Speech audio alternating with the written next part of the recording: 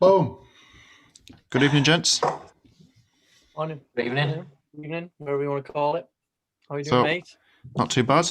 To everyone who's listening, welcome back to the podcast. This is actually the first episode we're putting out there. It's not welcome back, is it? So you may have listened to the intro earlier that was uploaded on Spotify. If you have, so welcome back. If this is the first time you're listening, welcome for the first time, I guess.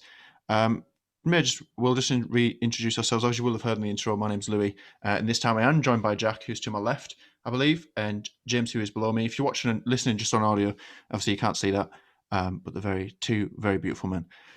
So yeah, lads, what have you been up to this weekend? A lot of sports. That's for sure. Awful lot. It's all been terrible. Yeah, so we were quite excited about doing this podcast as it being the first episode, and there was a lot we could talk about. Obviously, we had the boxing, the football, Formula One, all turned out a bit crap. James is still tucking into his curry, so I'll go to Jack first. I'm actually having sushi. It's a bit more cultured than me and Jack. I'll go to Jack first. Jack, what's your thoughts on the football this weekend? We'll start with that. With the Manchester derby, a bit uneventful. What were your highlights or lack of on that game? A bit dull, wasn't it, mate? It was a bit dull. I mean, it really wasn't the derby that you kind of associate yourself. You kind of associate with in recent past. I think. I don't know. It didn't live up to what I think we all expected. Friday night, big deal. It was just I don't know. It just wasn't exciting. It didn't give me that derby feeling. Yeah. No, I think you're spot on. I think the thing is with derbies, you always expect them to have a bit of fire in the belly almost. But for me, I feel like it felt like neither of them, not necessarily didn't want to win, but they just didn't want to lose. I think especially with United crashing out the Champions League, City hadn't have a great start to the season. I know they've won the last 5 games in all competitions, but obviously they've been a poor run of, well, not poor run of form, but as Man City season, so they couldn't really afford to drop points, especially not to United. And for me, it just looked like they just didn't want to lose the game. But yeah, it ended up to being a bit crap, didn't it? So did anyone kind of like stand out for you player wise? Because at the end when they were talking, they were saying, "Oh, who do you think's man of the match?" And I was sat there the same. I was like, I really can't pinpoint someone who's had a game. You know what I mean? Man of the match was Micah Richards when he was talking to Roy Keane. That was hilarious. But yeah, it was pure from the start. There was just nothing. It's hard to look at a football game and say nothing happened, but I really don't think anything did happen. It was just flat. Obviously that was Saturday, and there was a couple of other games that day. Obviously Chelsea did lose to Everton, which has an effect on the title, because obviously everyone was talking about Chelsea maybe kicking on for the title. But obviously they lost 1-0 to Everton. But apart from that, I'm very much looking forward to going into work tomorrow, because they're all Everton fans and Tranmere Rovers fans. For some reason in the office, there's no Liverpool fans. Actually, there's one, but they're all Everton or Tranmere Rovers fans. So yeah, I was going to say, for those who don't know, James obviously works over in Liverpool. So yeah, an office full of Everton fans should be good fun tomorrow. It was a good win for Everton. I mean, they had a really strong start of the season. Obviously, everyone was saying, "Oh, could this be their?" Obviously, with Carlo coming in, like I know him. Acting like he's your mate. Yeah, best pal. Yeah, so everyone was kind of saying, they could be in title contention. They dropped off. They had a poor run of about 5 or 6 games in the league. Lost quite a few. Lost some games they should have won. But yeah, a good win for them yesterday against Chelsea. Obviously, were in really good form. But obviously that's knocked them back a bit. Now, that was on Saturday, which leads us. We'll move on to the rest of the football maybe a bit later in the show. But I know James is busting to talk about the boxing. So AJ v Pulev last night, wasn't much hype around it, because obviously it should have happened earlier in the summer. I think it was about June or July it was originally planned for. Obviously we got it last night. I thought it was a great fight. I thought AJ did brilliant. James, what was your take on last night's boxing? It got to Wednesday, and then I realised, oh wait, the fight's this week. So it's just kind of snuck up on us all, hasn't it? I thought he did really well though. I was watching it and I was doing the scores, and he didn't lose a round. Arguably, he lost 1 round, but I don't know about he just dominated. He just go on. I actually put that. I don't know about you. I actually wrote the rounds down of what I thought. Yeah, I've got him here. You did as well, yeah. What did you have? Mate, to be fair, the first round, I don't know about you two, but I just put question mark, because it was literally they were just feeling each other out the whole time. There was literally. I scored it. I scored it for Joshua. I thought he got it behind his. I mean, it's always the same boxing. They always just because the rounds are already so short, so not much happens generally in the first round. But yeah, I marked it 10-9 for Joshua. I thought he just got behind his shoulder. I scored every round to Joshua except round 8, and that was very generous of me. Yeah, and that one could have gone either way. I mean, I marked it for Joshua. I marked them all for Joshua, including a 10-7 in the third round. Yeah, that's what I did. I'd give it 10-7 in the third round. That was pretty. I think there was a lot of people online, especially when I was on Twitter and stuff today, saying, "Oh, AJ looked poor." But then I was thinking back to it. This fight should have happened in the summer. He hasn't fought for. When was the fight against? It's been a year.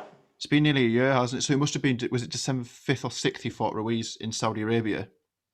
So it's been nearly a year since he fought. So I don't blame him for going out there and just getting. I mean, he did the job. He knocked the guy out. But I think he could have ended in the third. But I think he knew he wanted the rounds. I think he did everything. I think he did everything he had to. Really, I don't think he made a mistake. He did it. It was perfect, to be honest.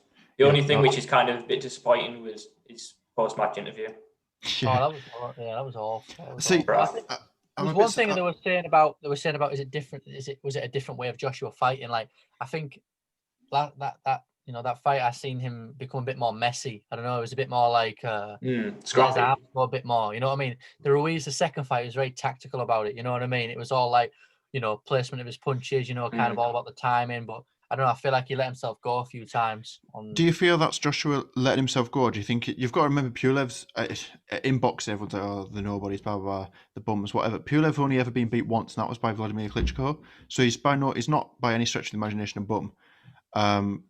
Do you think Pulev was drawing him into that kind of fight where it was like making it a bit messy with hitting him on the back? Also, just to mention this, how many times can you hit someone on the back of the head without getting an official warning? How many times did the referee warn? So many. Yeah. Did he ever get an official warning in the end? No, I swear he hit him about 10 times. Yeah, that was ridiculous. Yeah, Joshua got him a few times as well. I low-key think he was winding Joshua up. Mate, there was one moment where Joshua hit him with an uppercut, mate, and he screamed of laughter. Like he looked like he was laughing with it. It's funny that was iconic. I was saying to my dad, like, how intimidating is that, right? That you literally just clap someone in the jaw, right, and they just smile at you. Like, what is that? You know what I mean? Like, we were obviously, I mean, it was ridiculous, but obviously you got the job done. But there was actually a bit of aggro. I don't know if you watched it, but there was a bit of aggro after the fight. And for me, how do you go up to someone and give them a stick after they've just knocked you out unconscious? I don't get that because, he beat him in every round, and then they hugged and celebrated together at the end, and then Pulev or Joshua must have said something, proper peed each other off, and it was like they were going back at each other again. Yeah, they had to get separated from well, it wasn't, when I say separated, they weren't trying to scrap, but like people started like, "Oh, hey lads." Did he ever say what that was about? No, I haven't heard anything. But yeah, it was a bit strange. I mean, sorry, were you going to say something there? I just said it clearly showed his interview afterwards. You know what I mean? Like, I think he was just a bit wound up and he wanted to get out of there. But I was actually quite I'm quite a fan of him just saying like less talk, more action. Like if we want the fights to happen, just make it happen. I don't, and I know people always said Joshua's dodging Fury, Fury's dodging Joshua. I actually don't think it was ever that, and I think it's the same with Wilder and Joshua. I don't think they were ever dodging each other. I think it's the promoters who get in the way and don't make it happen. The professional fighters, they're not scared of anyone. Like they'll step in there with anyone. But Joshua last night, I don't think anybody told him to do his post-match interview like that. He could have done whatever he wanted, and it's just really weird. As a fighter, it's part of his job to entertain, and I think he could have called him out last night. It makes no sense to me why he didn't. Well, he's been far too respectful, in my opinion. Yeah. See, I don't know if I agree because I was quite a fan of the way he was like, I want the belt and whoever's there, I'll fight. If it's Tyson Fury, and I think his words were, if it's Tyson Fury, let it be Tyson Fury. But it's funny, isn't it? Because we're looking at him going, he should have said this and said that, but he said it's not my job to do that. That's the promoter's job, and it's Sky's job to promote the fight. It's not his. He's there to fight. As a job description, his job is to go out there and beat people up. That's his job description. That doesn't necessarily mean. So that's the thing. Let's be honest. There's fighters in the past, like Mayweather was his own promoter, wasn't he? And if these fighters have the capability to be their own promoters, like Fury could be his own promoter. He doesn't need Frank Warren. I feel like this. I don't know, like boxing nowadays is like there's a lot more like off-field stuff that the fans like to endure as well as just in the ring. You know what I mean? So when he sits there and says that he wants to do everything for the fans, it's all for the fans. I feel like him saying a bit afterwards, a little bit of crap talking, whatever it may be. Like I feel like that might have helped, in some sense. I I do agree with that, Jack. I feel as if I don't think he did anything wrong in the point of him saying, "I want the belts, and if it's Fury, let it be Fury. I'll fight whoever." That's fine. I like that attitude of I'll fight anyone. I quite like that. But what is going to happen is Fury will come on Twitter like he did last night, and he'll say, "Didn't call me out," and everyone will go, "Well, when Fury called Joshua out, Joshua didn't call him out back," and then it makes it look very one-sided because that's the kind of thing, that's what we'll get fed, I think, as fans. Because Tyson Fury's brilliant at making it that way. He's the same as Conor McGregor. He'll paint a picture where it's like he'll paint the picture he wants you to see. So obviously you never know what's going on. I mean, we all got told by the internet that Joshua was dodging Wilder, and it turned out Wilder actually rejected the fight, and he admitted that himself. So you never know what to believe these days. But it's the same in all sports, isn't it? When it comes to contract negotiations, we never really know what's going on. But overall, I think it was a good fight. Do you think it'll happen then? I don't know. I'd like to say it would, but if it was MMA, I'd say it would happen, because the thing we've got about MMA and boxing now is in MMA it's under one umbrella more or less with the UFC. So if Dana White wants a fight to happen, it's probably going to happen if the fighters want it to. With boxing, it gets so complicated with all the different promoters, and because it's not the fighters. Like I was saying, the fighters at the end of the day, they want to fight the best of the best, and that's like Joshua said last night. But promoters will get in the way, and then the fighters will back the promoters and say the other fighter's dodging them, and it gets messy. So I don't know. I honestly don't. I'd like to say it would happen, but I don't know. You think he'd beat him though, don't you? You think Joshua would beat him? Yeah, no, I do. I know I'm going to that's where we disagree. You think AJ would beat Fury? I do, yeah. I'll give you my reasons why, right? I won't go on too much of a tangent, but Tyson Fury for me, right? What doesn't annoy me, but I hate the perception people have got of him. I understand he beat mental health. I understand this. What everyone forgets is he also got caught taking PEDs, right? That's a fact. He did. Hughie Fury is it cousin's brother? Didn't he get banned for it? Cousin, yeah, I think. He's right, and this is the bit where people jump down my throat. He beat Vladimir Klitschko, right? Fair play, excellent fight. Then everyone goes, he beat Deontay Wilder. It's like we got told Wilder was a threat, but we never actually he was knocking people out, but he wasn't knocking anyone of note out. It wasn't like he was in there knocking out 10 heavyweights. He was out there knocking out unranked boxers. His best win was Dominic Breazeale. He was ranked number 7. It's like, and Joshua did the same thing to him. It's not like he was knocking out top 10 contenders. And then Wilder got in there, and Fury got in there and beat Wilder, as he should have. But everyone expected him to do that. But when you talk about, but he should have. So what I'm saying, from my perspective, he should have gone in there and beat. We hadn't seen it. What had we seen from Wilder to say that he was going to call bar his one punch power? He came back off like a 3-year layout or something. Oh, not the first. The first time I agree. Yeah, that was probably the second time. I expect him to go in there and do that to him. Like there was no reason he shouldn't have. I feel like Joshua's been through a lot more wars where if it gets a bit, and I think it will, if it gets a bit physical, yeah, 100%. It's going to be, regardless, it's going to be an interesting fight, and the whole nation will be watching, regardless. Yeah, no, I agree with that.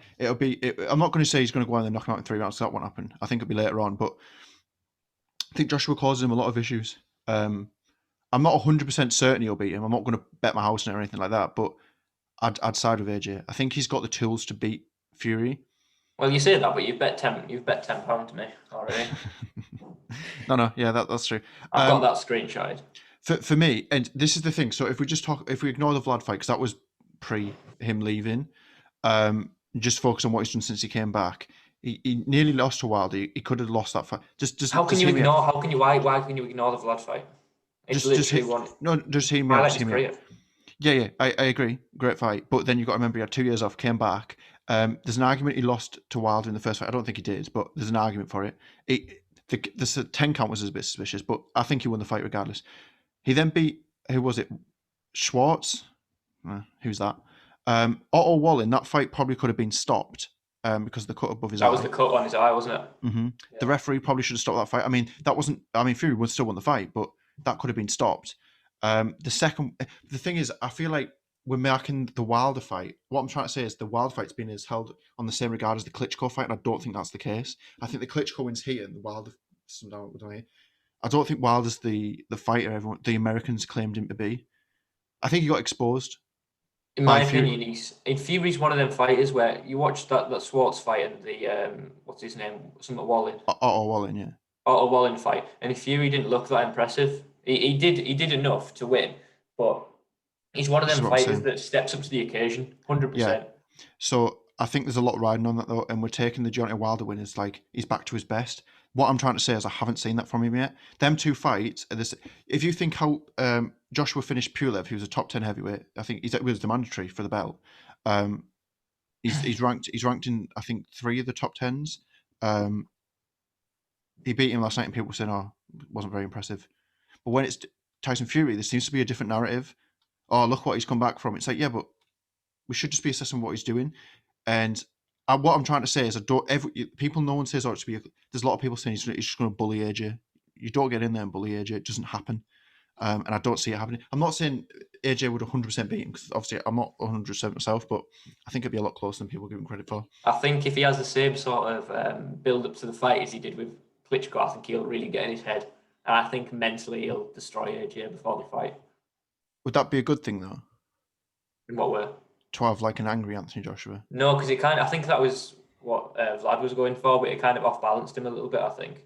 I don't know if Joshua does well being wound up. I feel like he has a plan in his head, and if someone pokes at it, then that's when he starts to, I don't know, lose his focus. Yeah, a little bit.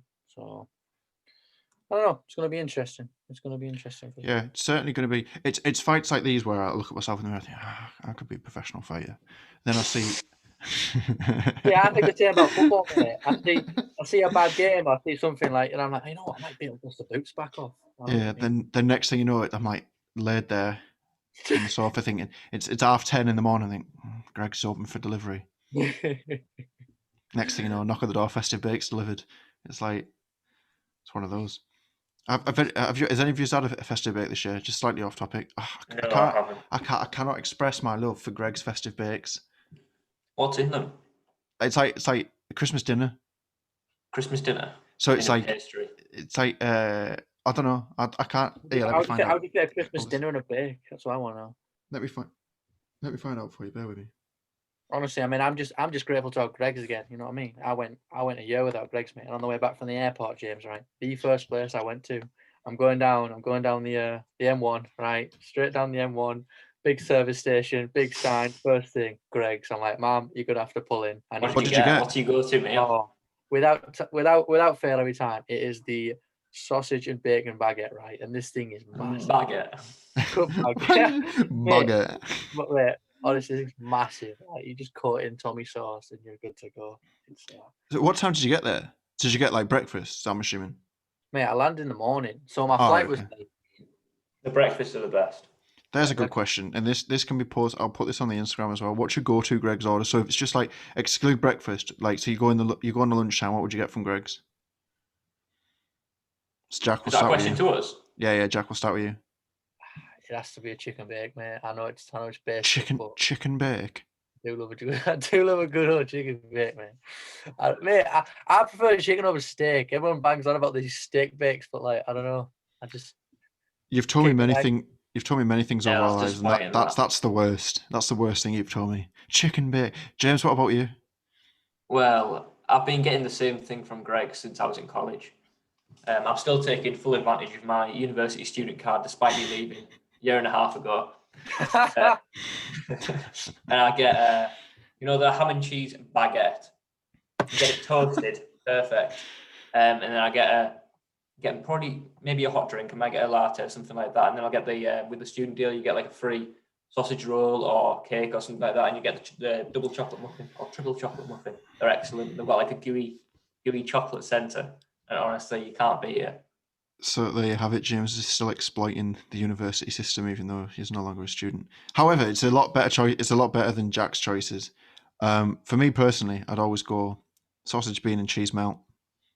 Undeniably the best. That's actually a good choice. Yeah, James, remember that time in Newcastle when we went to the 24-hour one and bought like 6? That was like 4 a.m. as well. Yeah. 24-hour. You have 24-hour Greg's. There's multiple. Newcastle. Yeah. So on a night out, when you finished, you go to Greg's. You don't go and get a big dirty pizza. You go get a really sausage and bean melt. You get 6 sausage, cheese and bean melts, and you just ram them down your throat. God! Right. Heaven. So like sometimes before you even go for a night out, right? I don't know about you, but I'm already thinking about what the sloppy meal I'm going to have. Yeah, but I don't want like a dirty takeaway. Like this is an unpopular opinion, I imagine, but I feel like I'm on Greg. What's that Radio 1 show? Come and give us your unpopular opinions. But Absolute look of disgust. I'm not a fan of takeaways. Well, I don't know if I agree with that. I don't know. But- I mean, you can have your opinions, but depends what kind. To me, though, I categorize takeaways as like Chinese, pizza, Indian. Like to me, it's all in the same category, and then you I specify. categorise takeaway as anything you take away. No, I'm not a fan. No, I said takeaways. I'm not a fan of takeaway pizza. So like Domino's, I can hack a Domino's, right? But like takeaway, like like your local pizza shop. Oh, nah, rank. Nah, mate, that's the best, mate. That's none of this. I don't see. When- I don't like Domino's here, right? In the UK, but in the US, I'll happily order a Domino's. It's completely different. Do you Completely want? different. Do you want to know what knocks me sick? When you go in, it's like 3 a.m. You go into like a pizza shop. I just want some chips, right? Just give me some chips, mate. I'll be on my way. And some people come in, they're like, oh, and they go, bit of garlic sauce, please, and they get the bottle out, especially up here, because I've noticed Yeah, if it you ever go, ruins it, doesn't it? and they don't just go a little bit, or just give you just a tub of garlic sauce, be fine, and then get it out my face. Garlic sauce is rank, by the way. They get a massive bottle of garlic and they go, oh, Whoa! Garlic sauce is rank, rank. rank. I'm It's with disgust- you. disgusting. Dave, I know you're. I on the like it a weird lot more side. than I used to. Boy, Like, I'll happily have a little tub of garlic now, but I wouldn't have my pizza or I my don't- chips covered in it. I I'd don't have know if like a I'd made little this bit on the podcast to side, Lewis dip if it I in. knew he didn't like garlic sauce.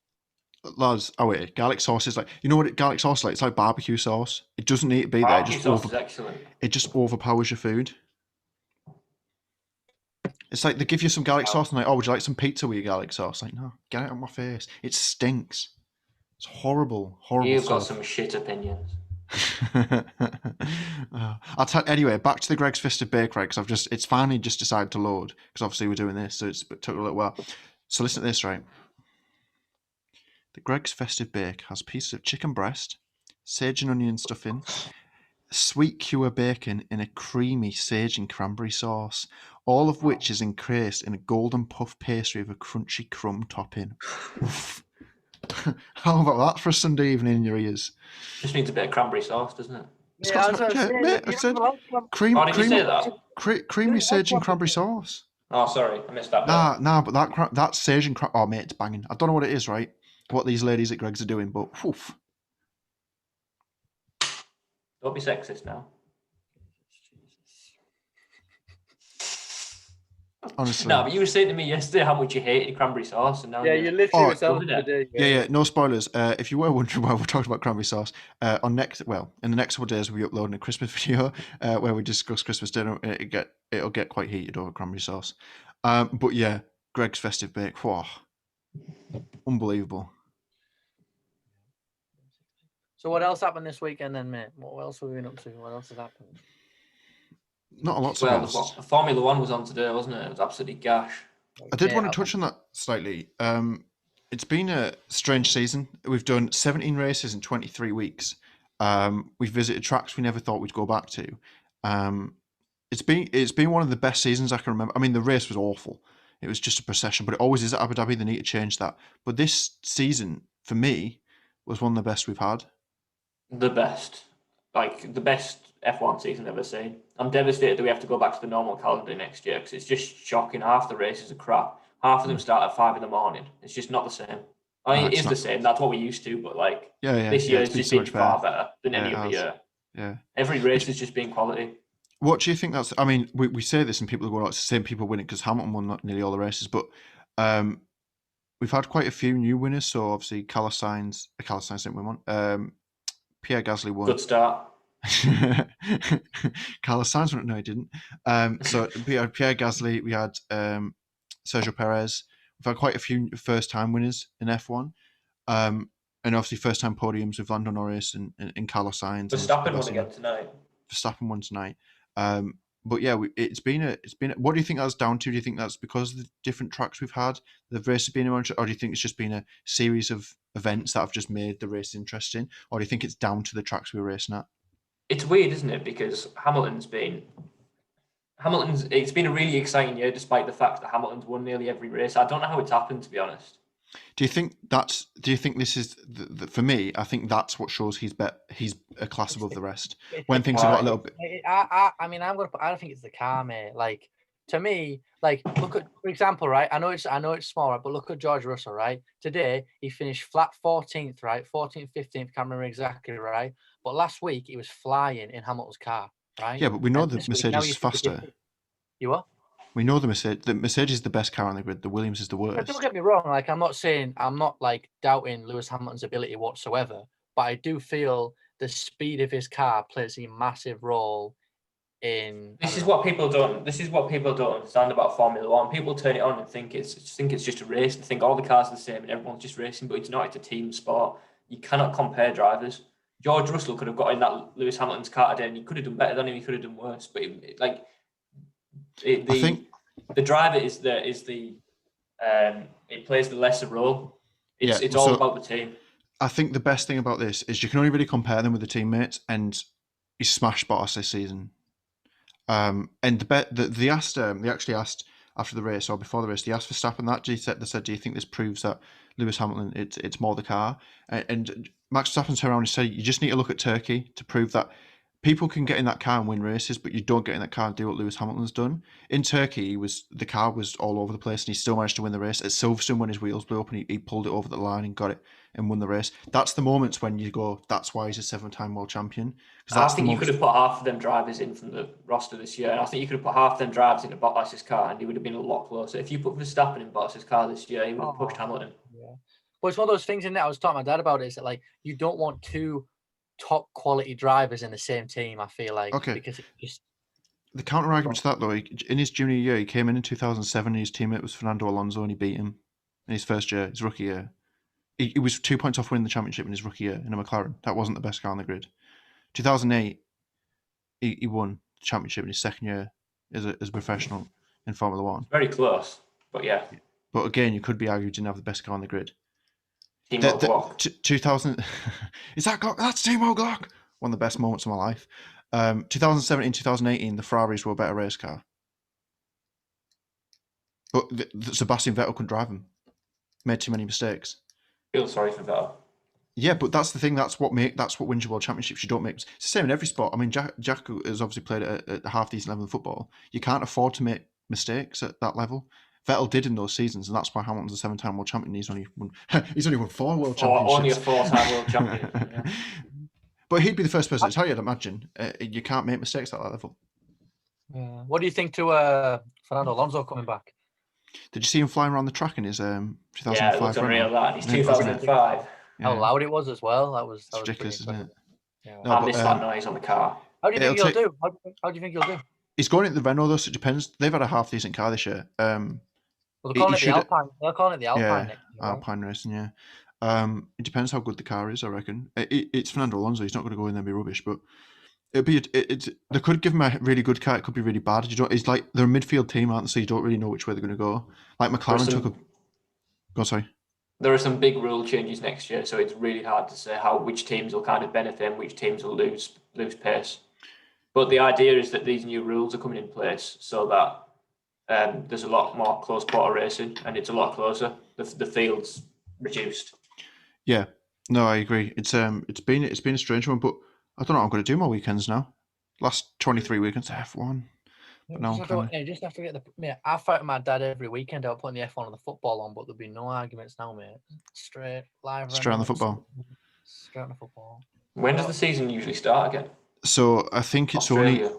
Yeah, so it's. I read somewhere earlier it's about 96 days, so it's about 3 months. 97 days, isn't it? Yeah. March usually, yeah, it'd be around March time. That's a long time. I know. Sorry, Can't be doing it really. But yeah, it's been excellent. And what a joy this has been, discussing this. First ever episode. It is. It will be going live. Well, not live, but it'll be going on Spotify later this evening, hopefully, depending when Spotify. There's an intro already up there, so if you listen to that, thank you. We will drop some posts. So what I want to know is what people's favourite Greg's orders are. So I'm going to stick this straight up on the Instagram page, which is live now. You can follow that if you haven't already. So that's Chatting Balls Podcast on Instagram. I'm going to stick a poll up or a question and answer, more likely. Tell us what your Greg's orders are, and we'll bring it up in the next episode. But I think that's all for now. So I'm just going to wrap it up. Like I said, in the next couple of days, we should have a Christmas episode going up. That'll probably be around midpoint next week. We are live on Spotify now. This will be going up on YouTube as well. We do hope to be on Apple Podcasts in the next couple of days. But for now, thanks for listening. And that's everything. See you later. Thank you. Thank you.